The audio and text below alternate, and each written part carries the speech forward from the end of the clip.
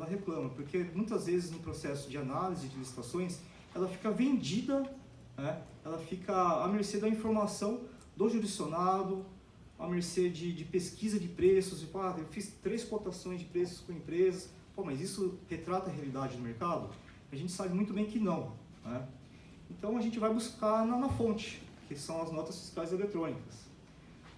Aqui em São Paulo, eu acho que existe uma diferença muito grande em relação ao trabalho do José Dilton, que é o seguinte, a Secretaria da Fazenda do Estado de São Paulo, ela entende que as notas fiscais eletrônicas, todas, inclusive as emitidas pelos órgãos jurisdicionados, são protegidas por sigilo fiscal.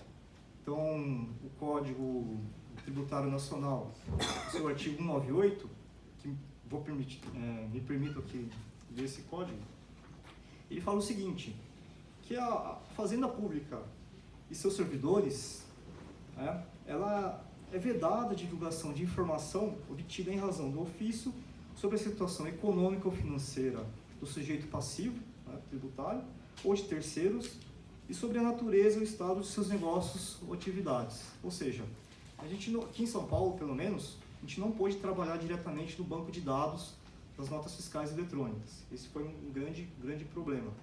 Tá? Bom, e como resolver essa questão? Se a gente busca aperfeiçoar o nosso processo de controle externo e estabelecer um referencial de preços confiável à nossa fiscalização, como que a gente vai driblar esse processo de sigilo fiscal? Então, o nosso projeto ele tem 3 pilares básicos, ele se sustenta em 3 paradigmas. Primeiro, entender a questão do sigilo fiscal, certo? E as informações que a nota fiscal ela contém. Certo? Um segundo problema, e aí a gente vai discutir posteriormente com o José Dilton, enfim, é a questão de estruturação das mercadorias. Ou seja, no Brasil hoje não existe uma unificação, uma estruturação unificada de mercadorias. Hoje o que a gente tem é um código, uma nomenclatura comum do Mercosul, é um código NCM. Ele foi elaborado em 1995 e não é atualizado e é genérico, ou seja, principalmente nas questões de unidades de medida, ele não atende. Então é um processo também que a gente tem que driblar, e encontrar uma forma de estruturar as mercadorias para que ela possa ser discriminada e analisada tendo um referencial de preços delas. E outra questão aqui que a gente vai falar é em relação ao processo de extração, como que a gente monta essa consulta no banco de dados da Secretaria da Fazenda do Estado de São Paulo, e como a gente faz esse tratamento, mesmo com toda essa dificuldade em relação a sigilo fiscal e não estruturação das mercadorias. Bom, a primeira questão, como eu já mencionei o artigo 198 do Código Tributário Nacional, nós não podemos ter acesso a esse banco de notas fiscais eletrônicas, pelo menos aqui em São Paulo.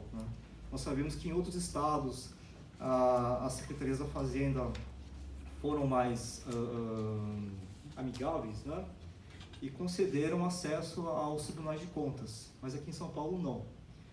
Bom, então o que a gente encontrou?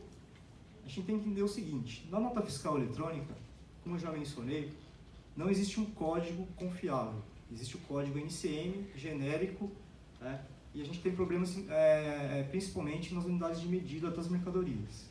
Então, onde na nota fiscal eletrônica existe um campo onde a gente possa encontrar uma descrição confiável da mercadoria. É um campo aberto. Aqui tem acho que é perto é o apontador. O apontador? Isso aqui. É esse campo aqui de descrição das notas. Mas esse campo, ele não é estruturado. Ele é livre, então o contribuinte, ele digita de qualquer forma a descrição da mercadoria. Ou seja, por exemplo, suco de laranja. Como que ele vai discriminar um suco de laranja, embalagem em caixa e a quantidade, 200 ml, 1 litro, 2 litros. Isso vem de forma abreviada, vem de forma com ou sem acento, e de várias formas a gente não consegue juntar, né, essas descrições em uma só. Então o que a gente fez? Qual foi aí a nossa solução? Encontrar uma estruturação pronta, já utilizada pelo governo do Estado de São Paulo, pela Bolsa Eletrônica de Compras, ou seja, aqui em São Paulo, todo o processo eletrônico de compras, eles fizeram uma catalogação de todas as mercadorias compradas pelos órgãos estaduais aqui em São Paulo. Então, é uma estruturação pronta, já usada aqui em São Paulo e que serve pra gente, serve muito pra gente, porque são compras públicas, né? Então, tudo que o agente público compra, a gente tem essa catalogação das mercadorias. Tá? Como que a gente vai usar essas informações para confrontar essa estruturação junto aí à base das notas fiscais eletrônicas?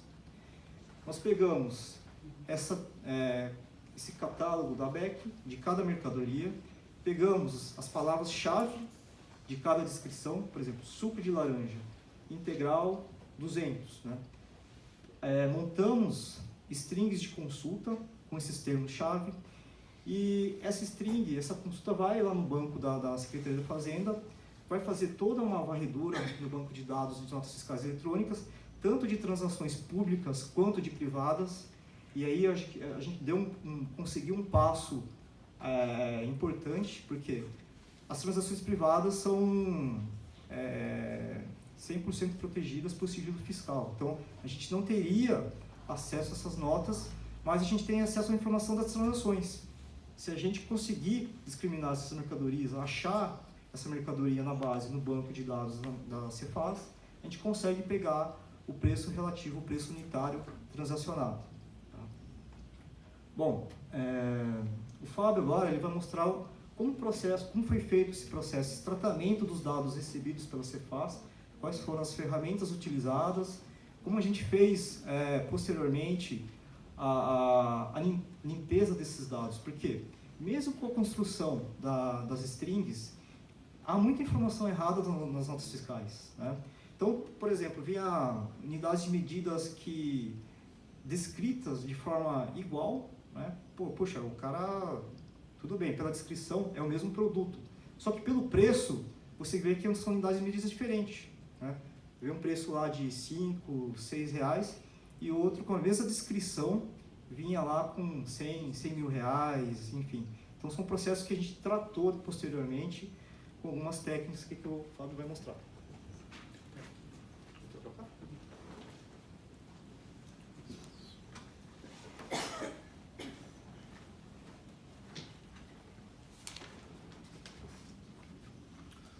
Boa noite, meu nome é Fábio, eu estou no Tribunal de Contas há 2 anos e meio, já ingressei trabalhando aqui com a equipe do Ricardo, então eu vou falar um pouquinho mais aí dos aspectos técnicos de como que a gente fez o tratamento dessas informações.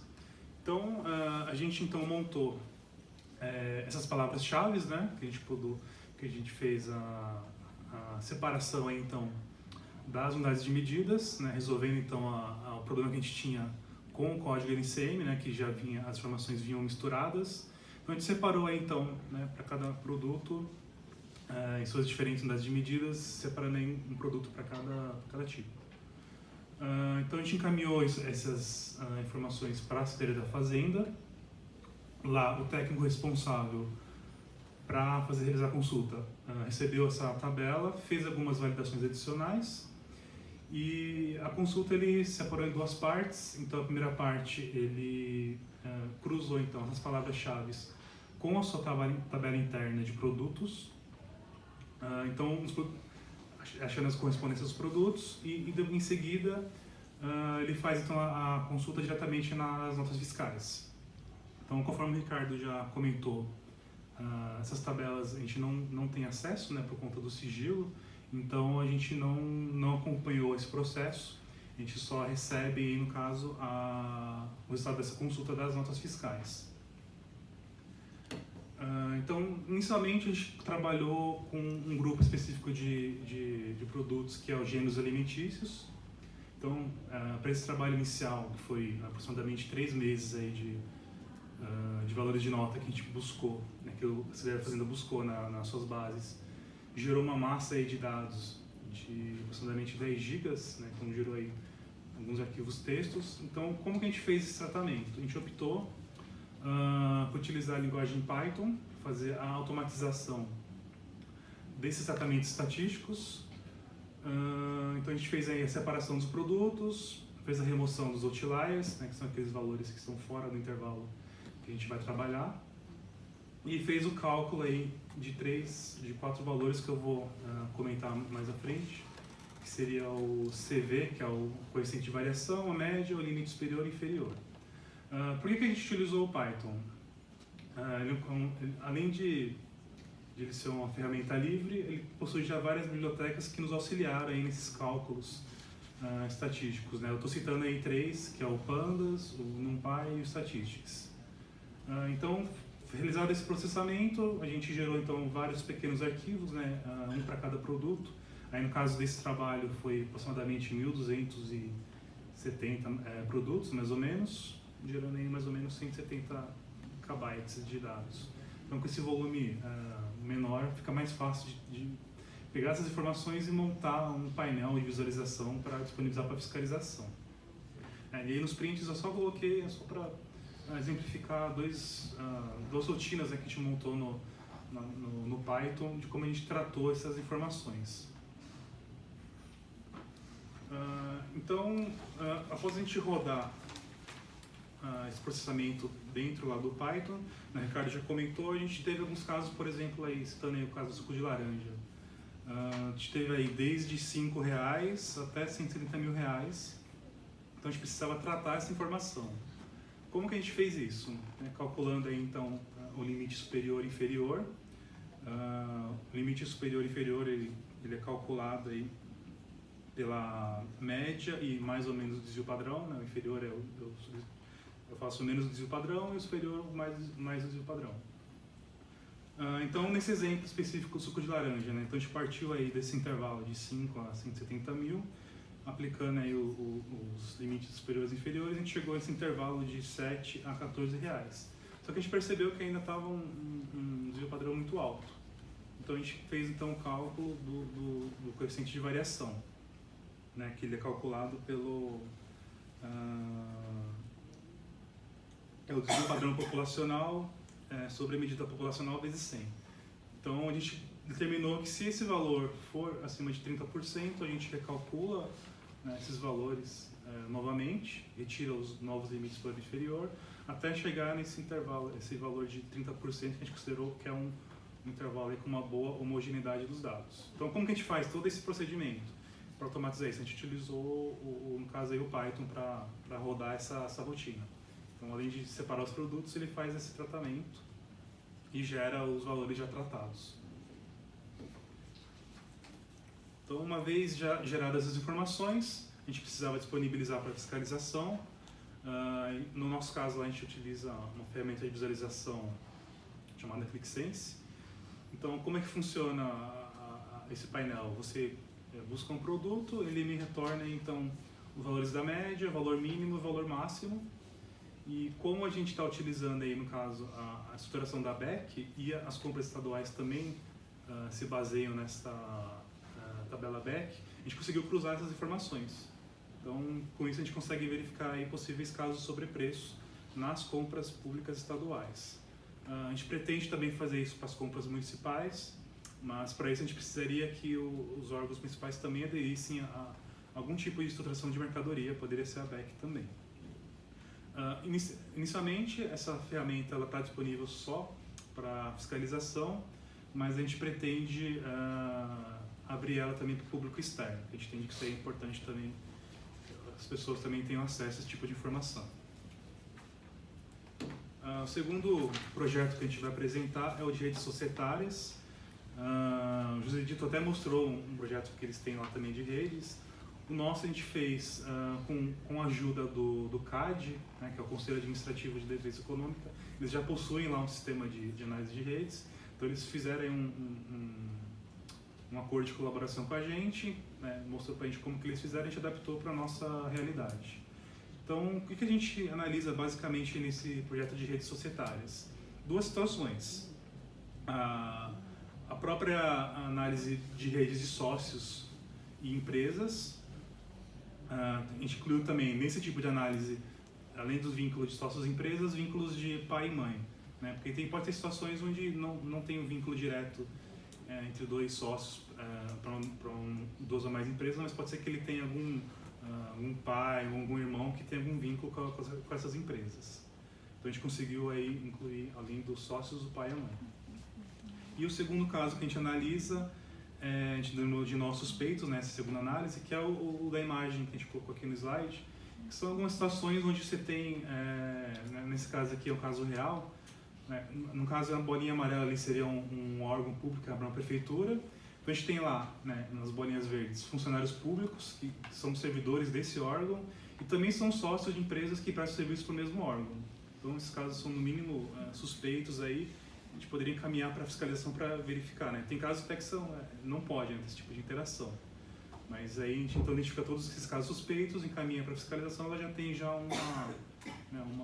um direcionamento aí de empresas que podem estar cometendo algum tipo de irregularidade ou conflitos de interesses. Falando rapidamente aí, como que a gente viabilizou esse projeto no nosso caso, a gente tem então a base da Receita Federal, né, que tem os dados societários e o cadastro da mãe dos sócios. Os dados dos pais a gente pegou dessa base do RENAC, que é uma base da CNH. Então a gente conseguiu cruzar essas duas bases e gerou então essa análise de rede de sócios.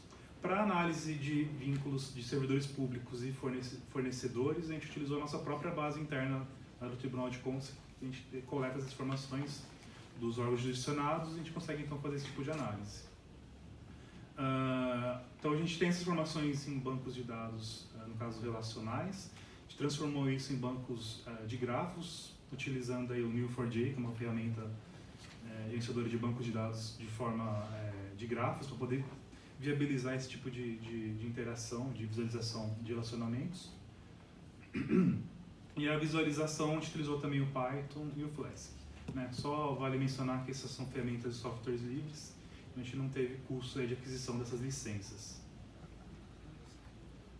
Só comentando também um pouco mais com relação a esse banco de dados do Neo4j, ele tem já vários tipos de algoritmos de detecção de vínculos, né? Então eu citei aí a rede completa, a expansão vertical, conexões, menor caminho, todos os caminhos mínimos. Né? Com esses tipos de busca eu consigo obter diferentes tipos de informações. Por exemplo, rede completa, eu indico lá, quero ver todas as informações de um CPF específico, então ele me dá todos os relacionamentos daquele CPF específico. E eu posso, inclusive, indicar até onde eu quero que ele me expanda esse tipo de visualização. Então, se ele tiver vínculo com uma empresa, se a empresa tiver outros sócios, eu consigo expandir essa rede.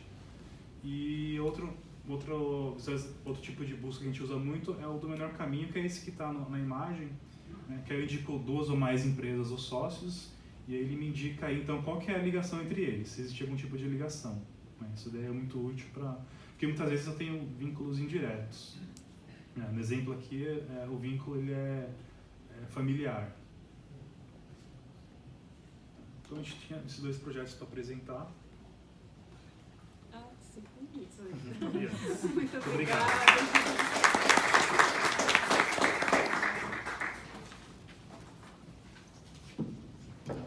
Nós tivemos duas apresentações, né, do José Dilton, que uma visão mais ampla de como que a tecnologia ela se insere nos processos, né, de controle, que são extremamente relevantes para que haja a melhor utilização dos recursos públicos.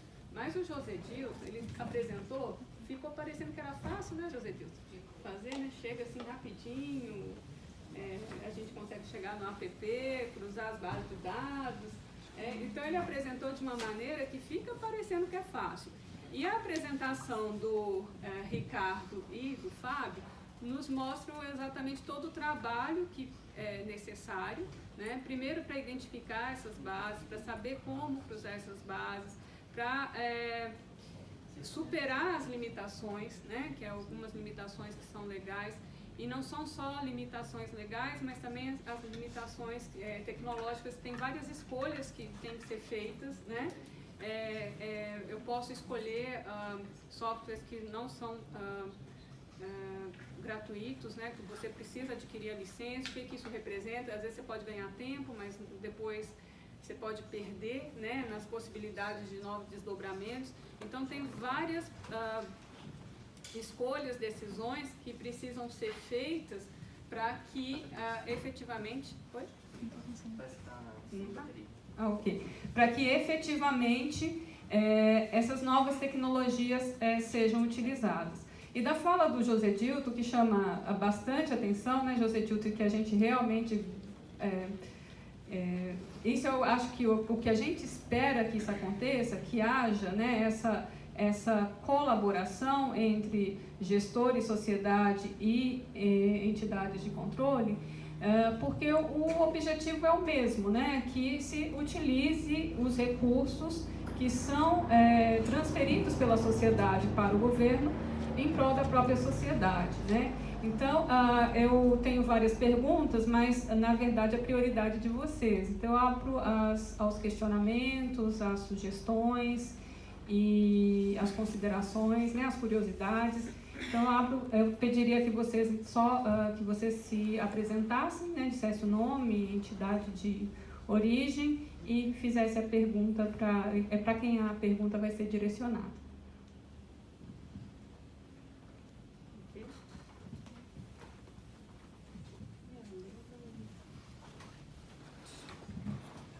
Boa noite. Primeiramente, parabenizar. Muito interessante, uma aplicação prática real aqui trazido para a gente. Hugo, UFPE, mas também trabalho na Controladoria Geral do Estado, na área da auditoria. É muito interessante, e aí um comentário para o professor José Dilton e uma pergunta para o pessoal de São Paulo. O que a gente tem percebido lá é que a gente também tem trabalhado com Big Data, com uma massa de dados muito grande, no sentido de, não é que ele vai, pelo menos nesse momento, substituir a auditoria, mas ele vai tentar lhe direcionar muito melhor como é que vai fazer essa auditoria. Mas achei muito interessante a instrumentalização do controle social por parte do Tribunal de Contas e também do próprio gestor, né? Eu acho isso aí uma iniciativa que merece muito elogio. Do Tribunal de Contas de São Paulo, uma dúvida que eu tenho. A gente, em geral, vou botar em dois grandes grupos de incorreções que a gente vê dentro de um processo de compras. Ora é na licitação, ora é na entrega do produto ou na prestação de serviço. E muitas das licitações, porque pelo que eu entendi, vocês já pegam do fornecedor, mas eu não sei se vocês conseguem pegar do licitante, porque se você faz aquela rede de relacionamento do licitante, seguramente você vai pegar uma série de licitações totalmente direcionadas.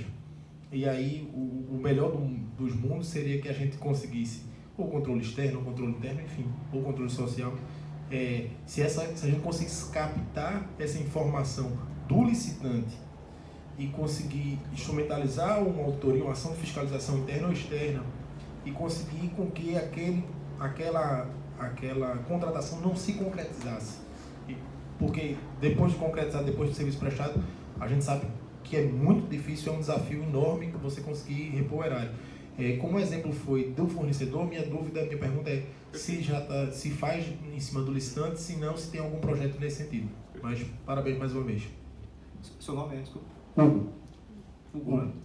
Então, Hugo, como eu tinha mencionado antes, o Tribunal de Contas hoje já vem recebendo de forma eletrônica tanto prestação de contas, prestação de contas de forma contábil, prestação de contas contábeis dos órgãos, né?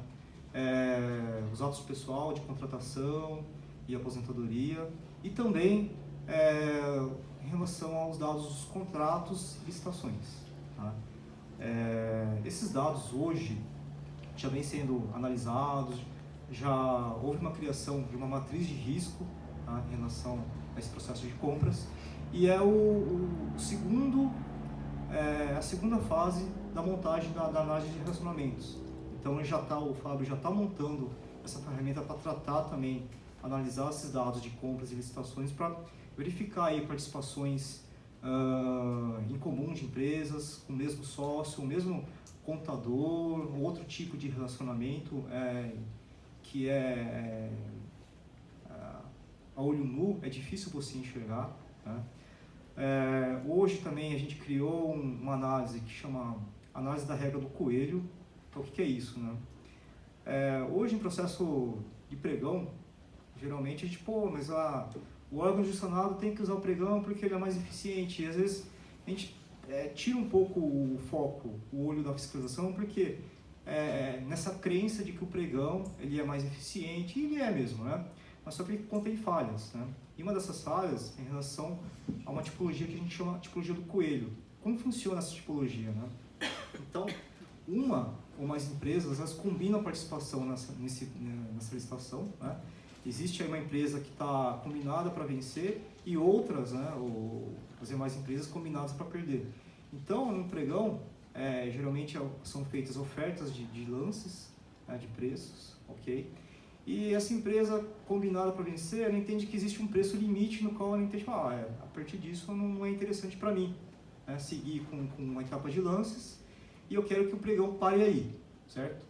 Então, na hora que chegar nesse valor, nessa etapa nesse valor que ela entende que ela não quer mais participar, as empresas combinadas para perder, uma delas oferta um preço muito abaixo que as demais empresas apresentaram. Tão abaixo que chega a ser até inexequível, né? O que acontece? As empresas que estão participando lá do processo de licitação de forma real, né, de forma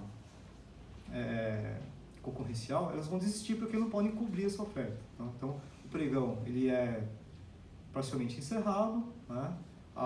É declarada vencedora essa empresa, né, Coelho, que a gente chama de Coelho, só que ela vai apresentar posteriormente algum problema na sua habilitação. Ela vai deixar de apresentar um documento e é posteriormente inabilitada, né? Só que qual é a oferta que está lá em segundo lugar? É aquela empresa combinada para perder, né? Então, isso a gente já roda em banco, a gente já consegue identificar a situação. É difícil você verificar isso a olho nu, né? Eu vou pregar um processo isolado, geralmente o auditor não tem esse olho, né, para verificar, e essa visão do todo da participação dessas empresas. Então, hoje a gente já vem trabalhando nessas especificidades, né, em relação ao processo de licitação e contratos, mas é o que você falou, a gente precisa de uma ferramenta adequada para que a gente possa ter aí uma visão geral da participação das empresas, que a gente sabe muito bem, né, que a gente firmou um convênio com o CAD aí, né, que São Paulo não está fora também dos conluios, da formação de cartéis, né, muito pelo contrário. Obrigada. Próxima questão. Luciano, leia, por favor. E depois você. Boa noite, né? Parabenizar pelo trabalho, né? Eu já conheço aí o esforço do pessoal da Paraíba em desenvolver as atividades com quadro reduzido, na realidade nacional, né, José Dilton? Mas eu gostaria de saber, tanto da Paraíba quanto de São Paulo, se vocês estão socializando isso com a Tricom, ou nas reuniões que acontecem com os demais tribunais de contas, né, os outros fóruns, como o GEFIM e tudo mais. São ferramentas valiosas que vocês apresentaram aqui hoje, e essa realidade de quadro reduzido não é um privilégio só, né, de vocês. A gente é lá nós temos 2 tribunais lá no Pará, tanto o TCE quanto o TCM, mas nós temos uma realidade regional muito forte, né, que são, apesar da gente não ter 648 municípios, né, que no caso de São Paulo são apenas 149, mas nós temos a dificuldade da distância e do acesso. Muitos municípios só conseguimos chegar pelo transporte fluvial e assim de 3, 7 dias, né? Então nós temos essa realidade. Sem contar, eu sempre falo do arquipélago de Marajó, que são 17 municípios, que atende todos os requisitos legais que os demais municípios maiores, com número maior de habitantes, atende. Então, se essas ferramentas estão sendo socializadas, se vocês estão apresentando isso nesses fóruns para os demais tribunais, porque nós temos lá a dificuldade, apesar de já estarmos também nesse nível de receber prestação de contas de forma eletrônica, os processos de pessoal, os relatórios de gestão fiscal. No entanto, eu até estava conversando hoje de manhã com o José Dilton,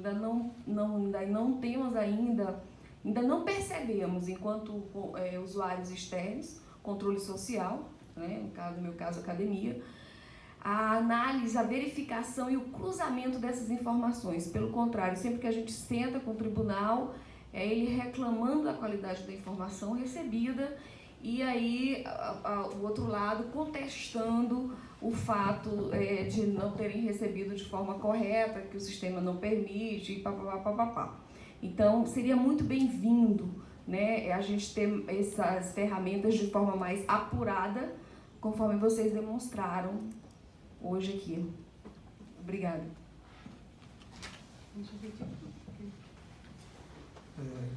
Leila, a tua pergunta vou responder bem simples e precisa e rápida. Vou tentar, né? Disponibilizar, a gente, como eu falei para você, nós os tribunais, via de regra, tem esses três pilares: sociedade, gestor e o próprio tribunal. Aquilo que diz respeito à atividade de auditoria, que eu diria para vocês que estaria dentro do escopo de gestão de risco, seriam informações que dizem respeito à auditoria, dos processos de auditoria, que eu acho que não era conveniente a gente trazer à tona, né? Que são regras de inteligências e regras que não podem ser vistas. Com relação aos demais, controle social e gestor, a Paraíba já disponibiliza isso em seu site. Aí eu creio que São Paulo tem algumas ferramentas tipo EGM, que essas são informações que estão lá no site do tribunal. Nós trabalhamos em rede, tá? Todos os tribunais participam dessa rede, e essa rede é capitaneada pela Tricom, então a Tricom tem conhecimento disso. Agora você vai dizer, mas todos os tribunais estão no mesmo nível de desenvolvimento? Aí não vai estar, porque vai depender um pouco da política de cada tribunal, de como ele vai lidar e quanto ele está disposto a investir. Então, cada tribunal é uma realidade, mas nós trabalhamos em rede, e a gente, às vezes, na rede, a gente percebe que tem tribunais que conseguiram avançar um pouco mais, tem tribunal que ainda não saiu da planilha de Excel. Então, nós temos essa realidade dentro do continente, que é o Brasil. Então, nós estamos nesses parâmetros, em termos de disponibilidade de informação entre a rede dos tribunais de contas. A própria, você mesmo, Patrícia, comentou, enfatizou, né? As nossas realidades são diferentes, né? Então, hoje, no Tribunal de Contas, ele tem acesso facilitado a algumas bases de dados, outros não, né? Essa questão mesmo das notas fiscais eletrônicas, ela é bem diferente em cada estado. Nós apresentamos no projeto de banco de preços um seminário nacional organizado pelo TCU, só que pelo acordo que a gente fez com a Secretaria da Fazenda do Estado de São Paulo, poucos tribunais de contas, eles conseguiram ter esse acesso, né? Então, tribunais de contas como Paraíba, Minas Gerais têm acesso às notas fiscais eletrônicas, né? Acho que Minas tem as notas fiscais eletrônicas públicas, né, dos órgãos públicos. Paraíba também tem as duas, né? Então, São Paulo, por exemplo, hoje não tem acesso, né? A gente tem que fazer a consulta direto ao banco. Então, são realidades diferentes que dificultam ao uso uniforme das ferramentas, né? Então, a gente compartilha que é possível, né, mediante a realidade de cada órgão. Obrigada.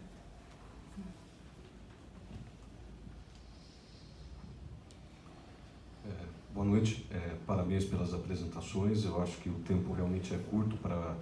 Então, talvez algumas das minhas indagações possam estar relacionadas a isso, ao tempo curto de a gente não ter percebido algumas coisas. Mas eu gostaria de... Eu poderia só te pedir para se apresentar? Meu nome é José Abicaran, eu sou aluno aqui da FEA, curso de Ciências Contábeis Noturno. Em relação ao processo, eu gostaria de fazer duas indagações. A primeira, em relação ao processo que a gente chama, em geral, de Big Data.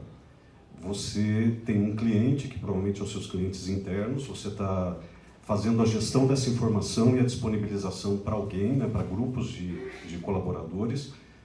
Então eu gostaria de saber como se dá vamos dizer, a escolha dos indicadores e quais as ferramentas que você usa para disponibilizar essa informação para esses usuários internos, vamos dizer assim. Essa seria a minha primeira questão. A segunda é em relação a essa questão da nota fiscal eletrônica. Salvo engano, o Tribunal de Contas está relacionado à fiscalização de um órgão de Estado, de um órgão de um governo, de uma prefeitura, etc. Esse fato já não quebra essa questão uma vez que o setor privado faz uma negociação com o setor público, essa nota já não sairia dessa questão de sigilo e você não teria outras bases de dados além da Secretaria da Fazenda para buscar essas informações? Acho que é melhor começar pelo... Bom, nosso entendimento do Tribunal de Contas, quando a gente iniciou o processo de elaboração, para firmar o convênio com a Secretaria da Fazenda, nosso entendimento foi esse, né? Que pelo menos as notas emitidas, né, de compras públicas pelos órgãos jurisdicionados, a gente poderia ter acesso, né? Mas esse não foi o entendimento da Secretaria da Fazenda do Estado de São Paulo, que seguiu o entendimento da Receita Federal, né? Então, mesmo as notas de compras públicas nos foi negado, né? A gente está lutando ainda para ter o acesso, pelo menos nas notas fiscais de compras públicas. Ainda é um processo em discussão, né, entre o Tribunal de Contas do Estado de São Paulo e a Secretaria da Fazenda, mas o nosso entendimento é esse, é o seu entendimento mesmo, né? Não faz parte do nosso escopo de fiscalização dessas compras públicas, né? E não há razão de a gente não ter acesso direto aos dados dessas notas, tá? É isso. E com relação a outras fontes, bom, não existe ainda de forma estruturada, né, a captação dessas informações junto aos nossos jurisdicionados. Há um estudo inicial ainda, né, e que a gente possa exigir dos nossos órgãos jurisdicionados, tá, o envio dessas notas, tá, mas é um estudo inicial ainda. Em relação à disponibilização das informações? Tá. Então, com relação ao primeiro questionamento, é o seguinte: existe aí uma quebra de paradigma em relação à nossa fiscalização. Quando eu entrei no Tribunal de Contas em 2006, como agente, então fazia fiscalização em loco, né, na região de Campinas. Como que era o método de fiscalização? Era entrar numa sala, né, uma sala assim, um pouco menor do que essa, selecionar algumas caixas de despesa, caixa mesmo, né, com processo físico, tá? E fazer a amostragem por meses. Um ano a gente faz a amostragem por meses pares, outro ano por meses ímpares, né? Estou fazendo uma situação assim, bem fora da realidade de hoje, né? Então, não existia método, não existia técnicas onde a gente poderia realizar uma auditoria mais efetiva, tá? Então, o auditor hoje, como ele recebe informação dessa forma, dessas novas ferramentas, né? Desculpa, não. É uma quebra de paradigma em relação ao que ele estava acostumado, né? Então, como bem mencionou desculpa, né? Então é o seguinte, a realidade dos tribunais de contas são diferentes, a realidade das pessoas que trabalham dentro do Tribunal de Contas são diferentes, né? Então tem muito funcionário ainda que tem dificuldade com o Excel, né? Então, por isso que a gente enfatiza, filho, não só a gente tem que fazer esses trabalhos em análise de dados, disponibilizar a ferramenta, mas capacitar o nosso corpo técnico, né? Então a gente começa pela ponta, essa questão de visualização de dados. A simples navegação em um painel de visualização, para alguém que não está muito acostumado à tecnologia, é complicado, né? Porque ele vai desistir no primeiro clique, né? Fala, pô, mas esse campo aqui, o que é, esse gráfico, o que ele me diz, né? Então a gente tenta capacitar e treinar o nosso corpo na ponta hoje, né? Então, infelizmente hoje o investimento em tecnologia ele esbarra em processo de desconhecimento mesmo, né? Em resistência interna, porque como que você vai comprovar a eficácia, a efetividade de uma ferramenta, né, se você não tem conhecimento dela e dos resultados que ela pode trazer para você, né? Então hoje a gente opta por utilizar software livre, né? A gente usa o ClickSense, mas numa versão free, né? Para disponibilizar tanto a ferramenta quanto as informações para os nossos agentes, tá? Não é uma ferramenta corporativa ainda, existe muita dificuldade em relação ao tamanho dos projetos, ele roda num computador que a memória RAM dificulta, né, a rodagem desses projetos. Então é um trabalho de formiga, né, de quebra de paradigma, né, mas principalmente a gente investe em capacitação, né? A gente tem que quebrar esse paradigma, a gente tem que mostrar que um trabalho desse tipo tem resultado, né, e vem para ajudar e não para dificultar o trabalho dos nossos colegas. Obrigada, Ricardo. Vou passar para a última questão, por favor. Professor José Dilton, quer complementar ali sobre o app que o senhor tinha? Acho. Não? Depois, no final. Ok. Primeiro, parabenizar o Congresso por trazer esse tema para a gente. Sou entusiasta da área, acho super legal. Parabenizar os palestrantes todos. Meu nome é Rafael, sou do programa de doutorado da Universidade de Brasília. A minha pergunta é um pouco mais técnica, talvez. Vou retomar a pergunta do colega ali, que eu fiquei curioso como que disponibiliza o Neo4j para os usuários. Se vocês fazem os grafos e já disponibilizam o grafo pronto, ou se vocês dão a possibilidade do usuário construir o grafo dele, de acordo com a linha de auditoria que ele tem em mente, né? E a outra pergunta é também relacionada às redes, se vocês usam peso nos vínculos. O vínculo de pai para filho seria maior, mais forte do que o vínculo entre empresa e sócio, por exemplo. Se vocês ponderam esses vínculos, é isso?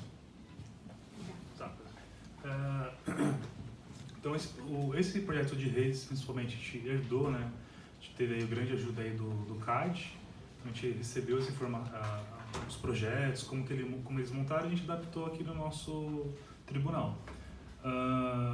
Inicialmente a gente disponibiliza ele somente a visualização pronta já do banco. Então a gente está começando a gente começou a desenvolver há pouco tempo, né, tanto a questão da criação dos bancos de grafos lá no Neo4j, quanto também da visualização dessas informações. Então hoje a gente disponibiliza ele utilizando lá o Python e o framework chamado Flask para disponibilizar a visualização dessas redes. Então a pessoa vai lá, ela digita a gente criou um formuláriozinho bem básico, a pessoa digita um CPF, um ou mais CPFs ou CNPJs, e ele me dá aquelas informações, aqueles vínculos, caso eles existam, né, de acordo com os tipos de busca que ele define.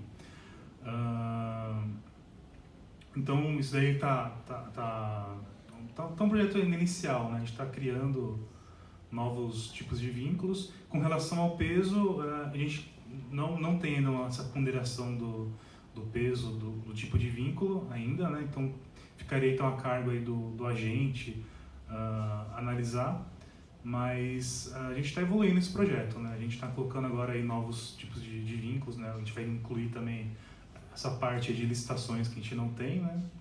Mas a gente está buscando sempre aperfeiçoar, mas por enquanto não tem essa ponderação aí do tipo de vínculo, e a gente também disponibiliza a ferramenta pronta. Então a gente pretende talvez futuramente capacitar os agentes, caso tenha interesse, né, de criar novos tipos de relacionamentos, mas a gente está nessa fase ainda de capacitar fiscalização para utilizar a ferramenta e criando aí esse curso, né, que a gente também está montando, captar as pessoas que têm interesse em criar novos, não só essa parte de gráficos, mas também os painéis também. Quem tiver interesse, a gente está também entrando em contato com as pessoas para ajudar a gente, porque também a nossa equipe também é bem reduzida, né? Eu, o Ricardo, tem mais 2 pessoas trabalhando com a gente e mais 2 estagiários.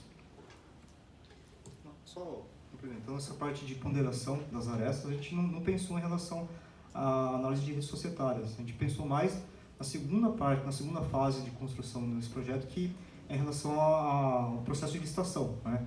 Então, por exemplo, você pega empresas que mais participam em comum, né, em relação a licitações de um determinado órgão, né? Isso para a gente faria mais sentido do que ponderar aí o relacionamento na análise de redes, né? Mas também seria interessante a gente fazer essa ponderação, né, se possível. Okay. Muito obrigada. Eu vou passar então a palavra para o José Dilton, para ele fazer as últimas considerações. Sendo bem preciso, a gente trabalha assim, ponderando o risco, tá? Como é que é feito isso? Hoje é feito ad hoc, tá? Tem um monte de gente inteligente, como eu falei no início, que vai lá e diz, ó, tais e tais irregularidades dessas têm um maior peso. Então a gente fez isso ad hoc. O que é que nós estamos trabalhando já no modelo, um modelo que possa fazer essa classificação. Aqui até no motriz tem, ó, valores e o risco de cada peso, o peso que tem em cada irregularidade. Com relação a isso aqui, eu só quero trazer isso aqui, a questão de, pode ser até que São Paulo possa utilizar isso depois, ser bem preciso aqui, ó. Eu pergunto a vocês, quando eu digo que o Posto Liberdade Petróleo S.A. está vendendo combustível a R$ 4,34, eu estou dando informação financeira, econômica acerca dessa PJ? Não. O que é que eu estou fazendo? Vitrine. Vitrine não tem sigilo fiscal, porque eu posso ir lá e posso ver esse valor na bomba dele. Então, esse foi o argumento que a gente utilizou e não teve como ser derrubado esse argumento. Então, a gente não está divulgando informação financeira nem econômica do ente. O que é que eu estou fazendo? Uma vitrine. Então, esse foi o argumento que nós utilizamos. Então, com a última pergunta sua, como é que eu trabalho lá isso na Paraíba, a questão, os meus usuários finais, que no caso seriam os auditores que fazem a análise de conta, eles podem interagir com a ferramenta. Via de regra, a gente já dá a fórmula pronta, tá? Eu tenho lá N opções de gráficos, de consulta, que ele pode fazer isso, porque quem trabalha com Business Intelligence é muito versátil as ferramentas, e se você programar ela direitinho, você pode interagir das mais diversas formas possíveis. Estou falando de uma forma bem simples, como a Patrícia disse. Aí, difícil é fazer isso, mas depois que está feito, fica muito fácil de você mesmo fazer os cruzamentos dentro da própria ferramenta. Por outro lado, a gente tem uma aba que a gente disponibiliza as bases de dados para aqueles usuários que seriam mais espertos, que aí eles podem mesmo fazer os cruzamentos de dados. As ferramentas permitem isso. Então, nós trabalhamos dessas duas formas. Deixamos tudo prontinho lá, para ele interagir, cruzar os dados dentro de um escopo já estabelecido, ou deixa a base de dados lá, que se ele tiver uma expertise na ferramenta, que a gente até capacita para isso, eles podem lá fazer as consultas personalizadas que eles acharem necessário. Só isso. Bom, muitíssimo obrigada. Nós já estamos há 10 minutos avançados aí no horário. Então, eu gostaria de agradecer a presença de todos vocês que permaneceram, né, com essa discussão que é riquíssima. Em especial, agradecer a presença do professor José Dilton, a presença do Ricardo, do Fábio, do Fabrício, né, que vieram aqui compartilhar as experiências conosco. E eu acho que vai continuar sendo tema durante muito tempo ainda, né, José Dilton, porque... Primeiro que o José Dilton é uma máquina, né? Ele já deixou o que apresentou ano passado, já está obsoleto, não é isso, José Dilton? E sem contar que, de fato, é uma área que nós, contadores, gostando ou não gostando, a gente vai ter que interagir, né? Não tem jeito, né? Vai fazer parte aí das nossas habilidades, interagir minimamente, conseguir dialogar com quem... trabalha com essas novas tecnologias, porque os problemas são muitos, tem o problema da aposentadoria, que o número de servidores está reduzindo, então, inevitavelmente, a gente vai ter que usar essas tecnologias para nos propiciar fazer a gestão, né, dos recursos públicos. Então, mais uma vez, muito obrigada. Últimas palmas.